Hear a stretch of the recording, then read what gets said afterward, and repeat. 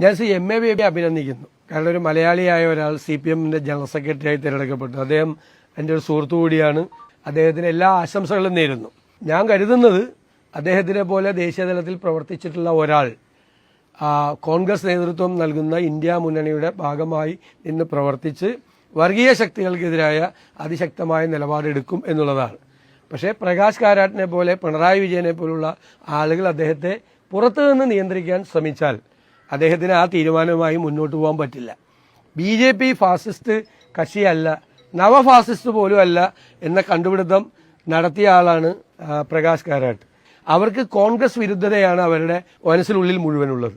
അപ്പോൾ അത് BJP-യുമായി കോംപ്രമൈസ് ചെയ്താലും കോൺഗ്രസിനെ തകർക്കണം എന്ന് ഉള്ളുകൊണ്ട് ആഗ്രഹിക്കുന്നവരാണ്.